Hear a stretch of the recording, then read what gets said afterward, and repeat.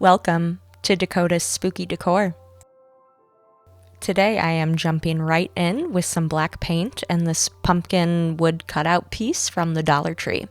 Use whatever kind of black paint you have. I had some black chalk paint from the Dollar Tree, so I'm just going to go ahead and give that a rough coat, just because I don't want any of the wood to show through.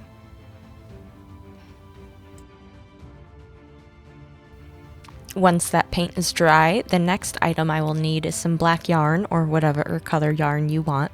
Maybe orange, I don't know. And I'm going to tie a knot around the back of the pumpkin stem and then just wrap that yarn around the pumpkin stem to cover it with the yarn. And I'm going to hold up the little piece of twine to hang it just so it sticks out so I can still hang that up if I want to. And while I'm wrapping this pumpkin stem, if you wouldn't mind hitting that thumbs up button and subscribing to my channel if you aren't already, I would really appreciate it. Thank you.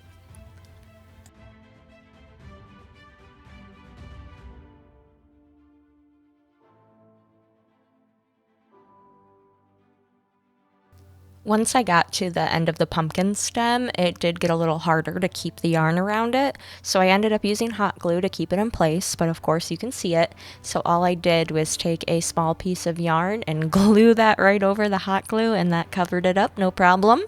And then I did use a little bit of hot glue around the back where I finished off the yarn as well.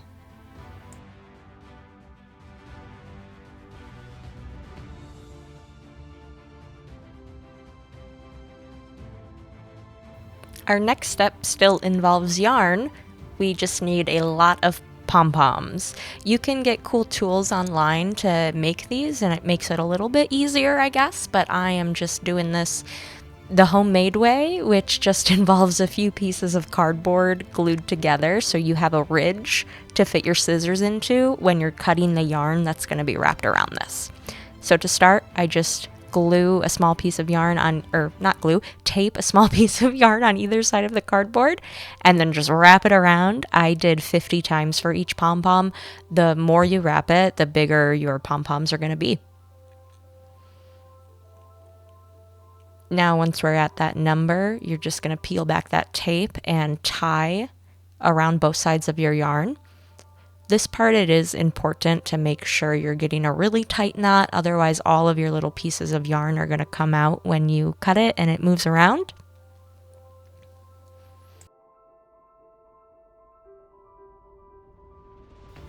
Now you would just cut both ends and you have 2 pom-poms. You can kind of flatten the pom-poms out, give them a good trim, make sure everything is a pretty even length. And I used 44 pom-poms for this project.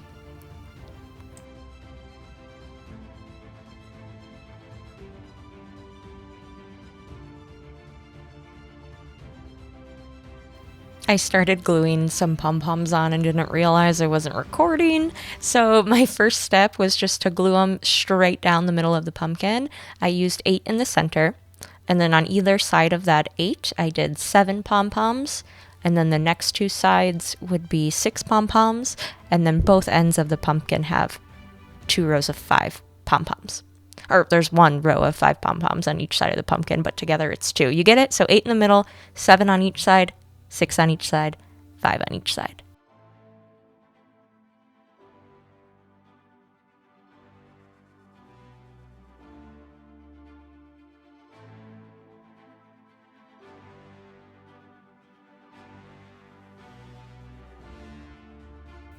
Remember, whenever you're crafting or making anything, just trust the process. It doesn't always look good, but once you get done with it and set it up, you might actually be happy with the way it looks, so just, give it a chance. I am almost done with this pumpkin here. When I got to the outer rows, I do start to curve it, so it kind of gives it a little more of that pumpkin shape, so you're not just using straight lines down the whole thing. I think it would be fun to use 2 colors for this too, and do like maybe black and white stripes or black and orange and add some more curve to it. The last step I'm going to do here is just trim up the yarn around the edges, make sure it has the shape I like and that it's not too scraggly, even though it is a shag pumpkin. It is a lot of fun to just touch. But yeah, that's it. Super easy project. The pom-poms are a little time consuming, but other than that, it didn't take a lot.